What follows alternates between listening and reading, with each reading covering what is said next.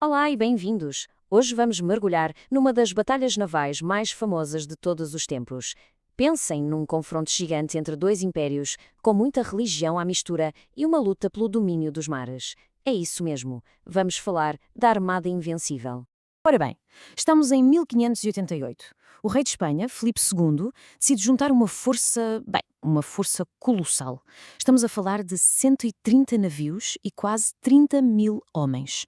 Era a maior frota que a Europa alguma vez tinha visto. E o objetivo era muito simples e direto: invadir e conquistar a Inglaterra.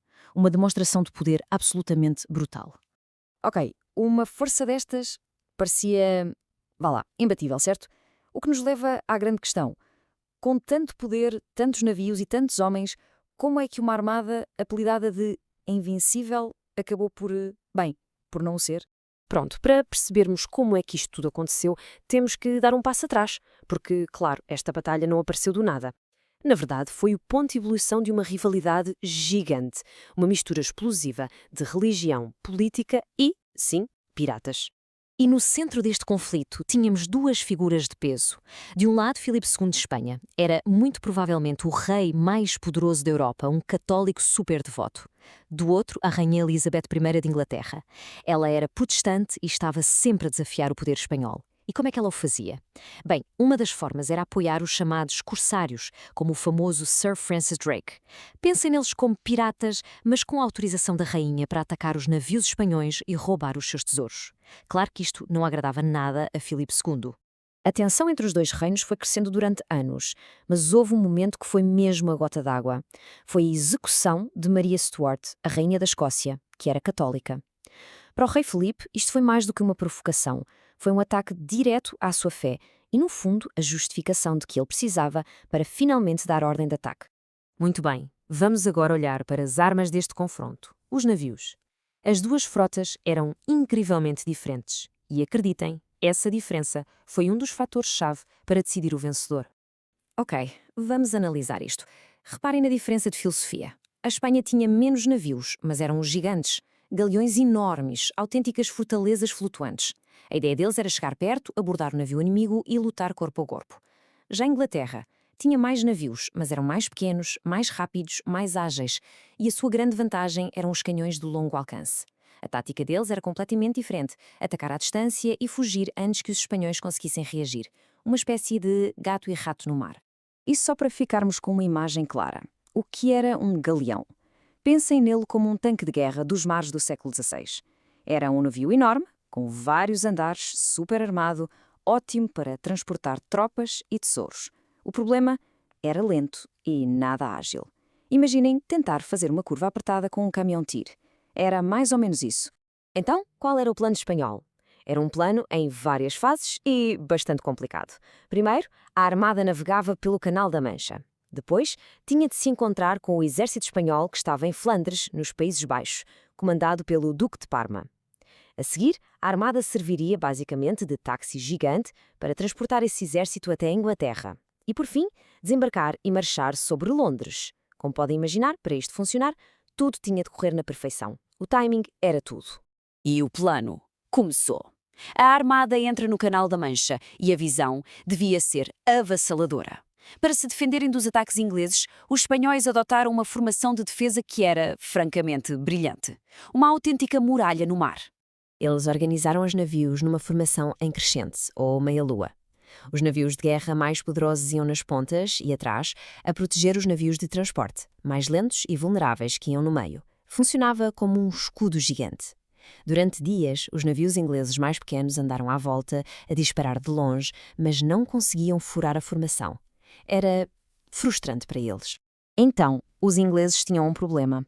A tática de atacar e fugir não estava a funcionar. A muralha espanhola continuava a avançar, lenta mas segura, pelo canal. Era preciso fazer alguma coisa diferente, algo radical, algo que semeasse o pânico. E a ideia que tiveram foi usar navios fantasma em chamas. Chamavam-se brulotes.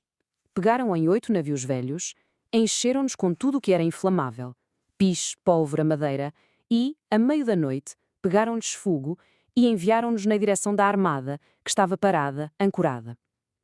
O objetivo não era tanto queimar os navios espanhóis, mas sim causar o pânico total. E resultou em cheio. Os comandantes espanhóis, ao verem aqueles monstros de fogo a aproximarem-se, entraram em pânico. A única coisa que podiam fazer era cortar as cordas das âncoras e fugir. E com isso, adeus formação em crescente.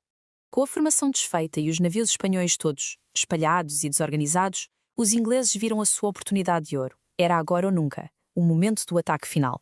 E assim chegamos à Batalha de Gravelines. Agora, sem a sua formação protetora, os grandes galeões espanhóis eram alvos fósseis. Os navios ingleses mais ágeis conseguiam dançar à volta deles, disparar os seus canhões e sair do alcance antes que os espanhóis conseguissem sequer virar os seus canhões pesados. Taticamente, os espanhóis estavam completamente à mercê dos ingleses.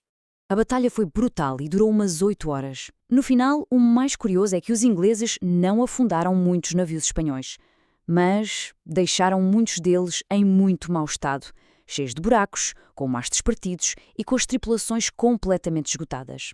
Nesse momento, uma coisa era certa: o plano de invasão de Inglaterra tinha ido por água abaixo. Ok, a invasão falhou. A armada está danificada. E agora?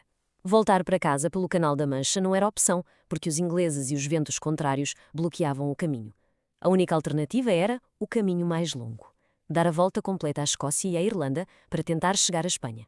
E essa viagem de regresso transformou-se num verdadeiro filme de terror. Lembrem-se, os navios já estavam danificados, os marinheiros estavam doentes, a comida e a água eram escassas. E como se isso não bastasse, ao navegarem para norte, foram apanhados por tempestades terríveis no Atlântico, uma autêntica catástrofe. E os números não mentem. Se olhares para o destino da frota, percebemos uma coisa impressionante. No final, o tempo foi um inimigo muito pior do que a marinha inglesa. Cerca de metade da frota perdeu-se. E a grande maioria desses navios não foi perdida em combate, mas sim destruída pelas tempestades, acabando por naufragar nas costas da Escócia e da Irlanda. A história da Armada Invencível não acaba com os navios a regressar a casa. A sua derrota foi um daqueles momentos que mudam a história. As consequências foram gigantescas e sentiram-se por toda a Europa. Vamos resumir o legado. Primeiro, a Inglaterra ganhou uma confiança naval brutal que abriu caminho para a criação do futuro Império Britânico. Depois, a nível militar, ficou provado que o futuro da guerra no mar pertencia a navios mais pequenos e rápidos com canhões de longo alcance. O mito de que a Espanha era invencível no mar foi quebrado.